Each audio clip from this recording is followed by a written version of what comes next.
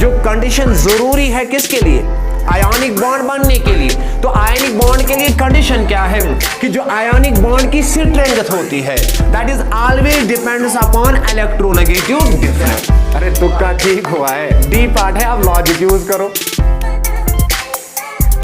और इसके बाद मैंने कहा था कि there are few conditions which are required for the formation of ionic bond.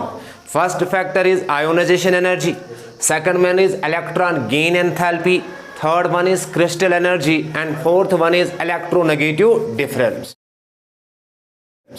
Today we will discuss some MCQ regarding what is ionic bond and MCQ which are related with ionic bond. The first, an atom of an element A has 3 electrons in its outermost shell and B has 6 electrons in its outermost shell.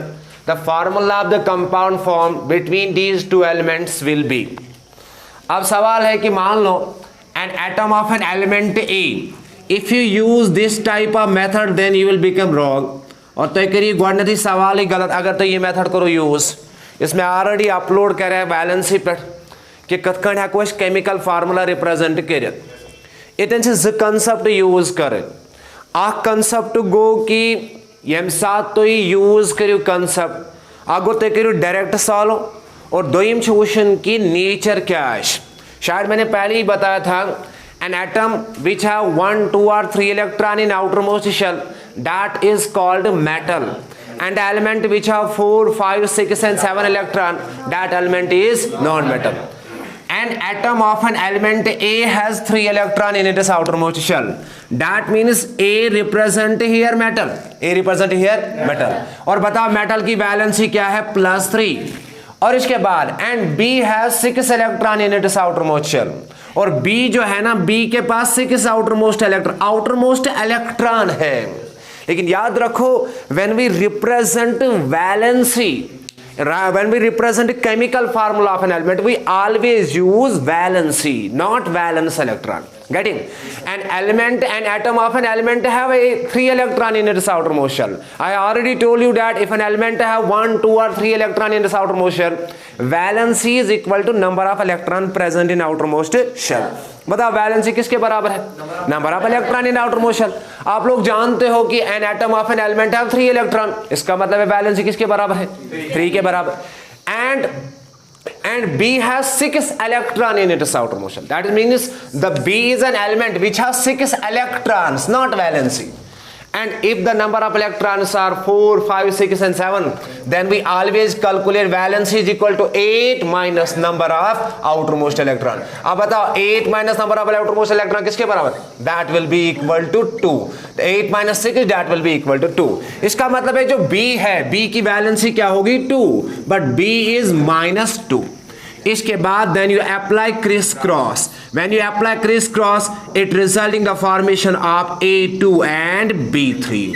A2 and B3, that means option number 2. A2 and B3 is the correct answer. Next, since ये जो element है, how many electron is lost? 3 electron, and there is one element which lost 3 electron, and that element is aluminium. That element is aluminium. तो बताओ formula क्या है, Al2O3। और आप लोग जानते हो कि oxygen is an element which have 6 electron in its outermost shell. As a result formula क्या होगी, Al2O3। तो correct answer is A2B3. I will repeat this. An atom of an element have 3 electron in its outermost shell. A एक atom है और इसके पास कितने electron है outermost shell में, 3 इलेक्ट्रॉन, और B के पास है 6 electron. But we have to write the formula, और फार्मूला के केस में हमेशा याद रखो we always use valency not valence electrons. तो this is all known as first. तो write down now second. Write down second MCQ। 2 elements X and Y.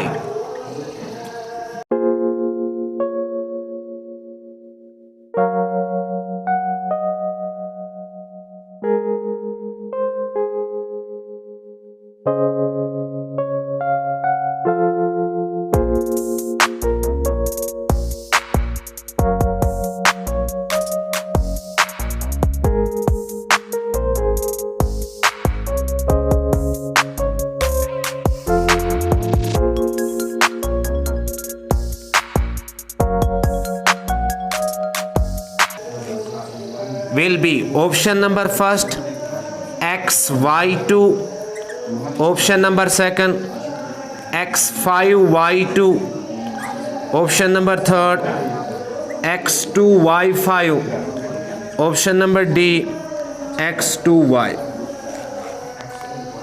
Silent sound.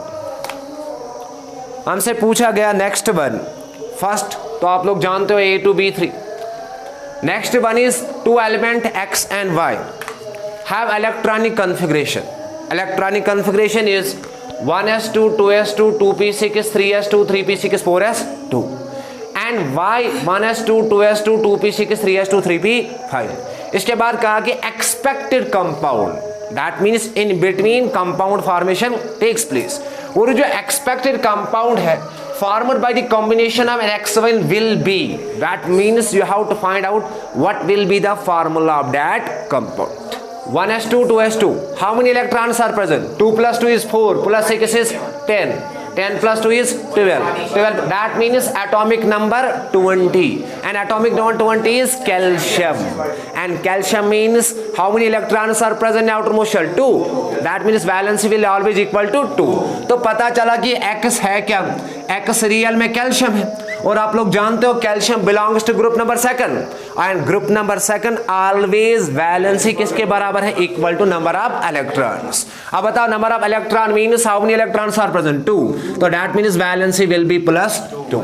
और इसके बाद है 1s2, 2s2, 2p6, that means 10 electron, 10 plus 2 is 12, 12 plus 5 is 17, 17 means chlorine, and chlorine you already know that 2,7, 2,8,7 electronic configuration valency will be equal to 8 minus number of electron. इसका मतलब है chlorine की valency किसके बराबर है?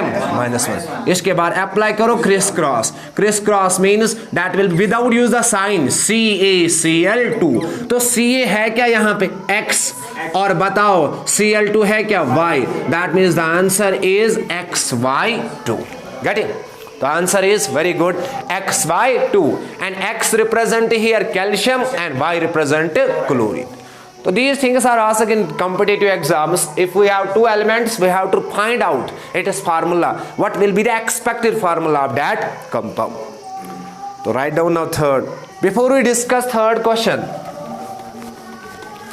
remember one thing. शायद मैंने already आप लोगों को बताया था कि आयनिक बॉन्ड जो है ना, आयनिक बॉन्ड के लिए जो मेन कंडीशन है, there must be two elements. Number first is metal and number second is non metal. First is metal, number second is non metal. Always remember one thing, very very important point for competitive exams, that means strength of ionic bond. Strength of ionic bond. अब ionic bond की कितनी strength होगी? That is directly proportional to electronegative difference. Electronegative difference. Strength of ionic bond is directly proportional electronegative difference. That means more is the electronegative difference. जितना ज्यादा electronegative difference होगी, बताओ आयनिक bond की जो strength है ना, strength that is always increase. That is always third factor जो मैंने पहले, फोर्थ फैक्टर जो मैंने बताया था, जो कंडीशन जरूरी है किसके लिए? आयनिक बॉन्ड बनने के लिए। तो आयनिक बॉन्ड के लिए कंडीशन क्या है? कि जो आयनिक बॉन्ड की स्ट्रेंथ होती है, that is always depends upon electronegative difference. Now we will do one MCQ on this concept. Next, the electronegativity.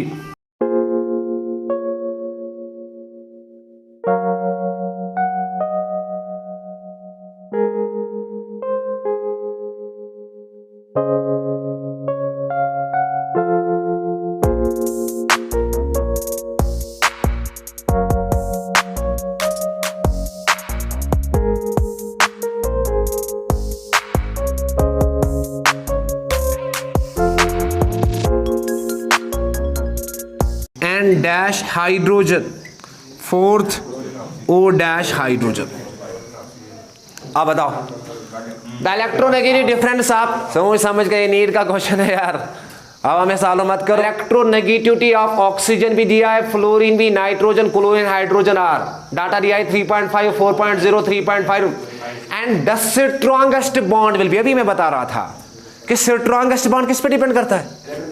इसका मतलब है कि you have to find out the difference of electronegative between the two, between the more is the electronegative difference, more will be the part of the answer.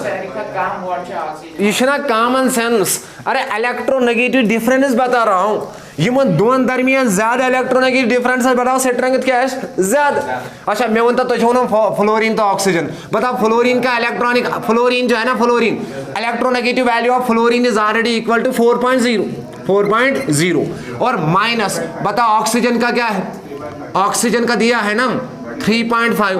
अब बताओ difference कितनी है 0.5 की, तो डिफरेंस तो बहुत कम है ना. अगर डिफरेंस कम है that means there should be covalent character rather than ionic character. That means option 1 is wrong. Are you getting my point or not? तो इसमें difference विषय, difference ये चिक काम वहीं करता था ये तेंती calculate, ये तेंती करिए कल, ये साथ difference जो switch होता है ज़्यादा कट मत 1.4 difference आए. आई मतलब को दोन एलिमेंट अंदर में कितना इलेक्ट्रॉन की difference 1.4. अगर ये 1.4 बॉन्ड क्या है strong और सारी को strongest ionic bond है O तो H दरमियान कतन ना कि NH ना कि FO ना कि OCl. थोड़ा समझ तो ये जो थोड़ा यार आयनिक बॉन्ड अगर आश सो कुछ करने को सॉल्व कर. तो write down now next when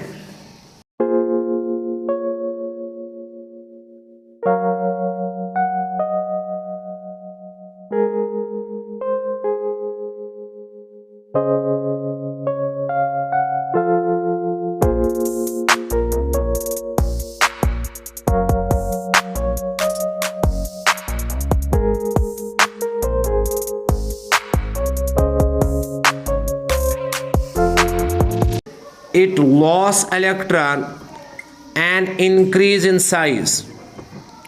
Increase in size.